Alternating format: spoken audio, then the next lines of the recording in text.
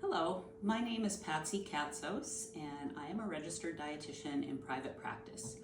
I work with a lot of GI patients, and I have a recipe here today that's really useful to you if you want to enjoy the flavors of fresh fruits without as much roughage and with a softer texture, and perhaps for a small particle size diet. So the recipe today is called Build Me Up Breakfast Smoothie. Okay, first of all, the base of the smoothie is some kind of liquid. You need probably about a cup of liquid to make the blades of the blender turn well.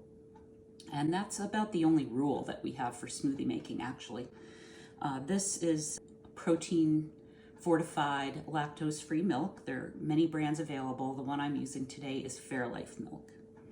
I've got a half a banana here. I have 1 serving of protein powder. The ones I like best for smoothies are made from egg whites or whey protein. Both of those really dissolve beautifully in the smoothie and they taste good. I have a teaspoon of real maple syrup, 2 tablespoons of peanut butter, and the peanut butter will add a little additional protein and, more importantly, some healthy fat to this recipe. We have a half a cup of blueberries. Sometimes people who need small particle size diets or low roughage diets avoid blueberries because they do have a lot of skins, but once they've been pureed in the blender, they should be very suitable for you.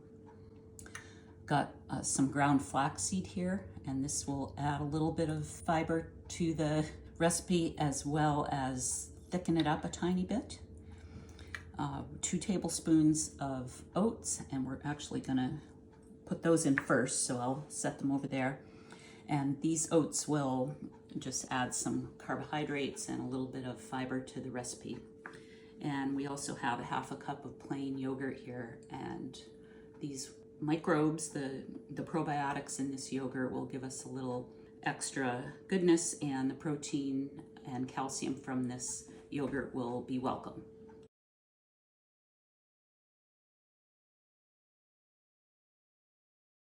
I'm going to put the oats in first, and I'm going to whiz them up until they're like an oat flour consistency. Now, before I start, I'll say that this is a high-speed blender. I don't find that a high-speed blender is necessary for fruit smoothies. You can use any countertop blender from, any source, or I've even purchased them several times at Goodwill.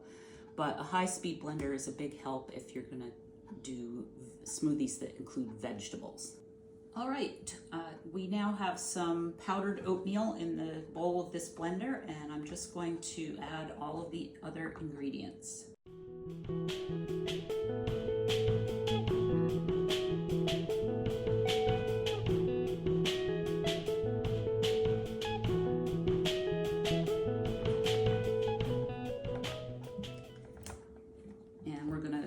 Combine this on fairly high speed until it's smooth.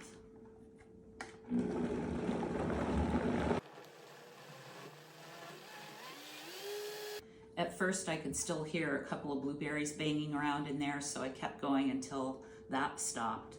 I also was happy to see that the consistency of this yogurt worked really well. If your yogurt is thicker, sometimes you have to add just a little extra milk to make those blades turn freely. And here we have it. It's a beautiful purple smoothie.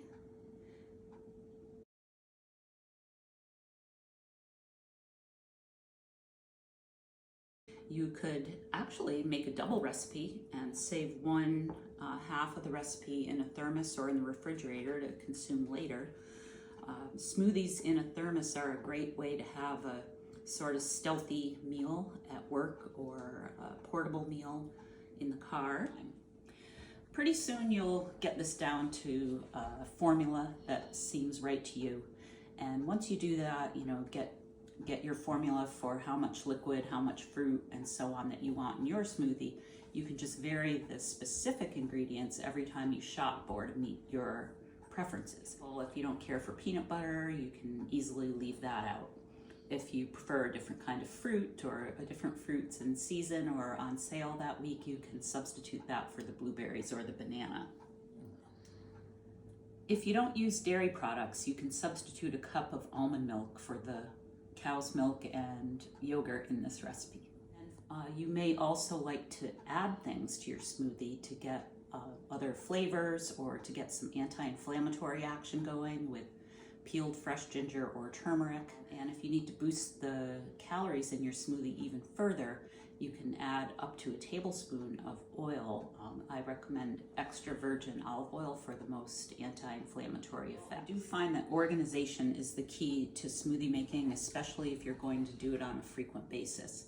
I recommend you get all your smoothie ingredients together and store them on the same shelf in the refrigerator in a shoe box or a food storage box, just to make it easy to pull that whole thing out and quickly transfer your ingredients to the bowl of the blender when it's smoothie making time. Well, thank you for joining me today. I hope you enjoy your smoothie, and please visit me at ibsfree.net.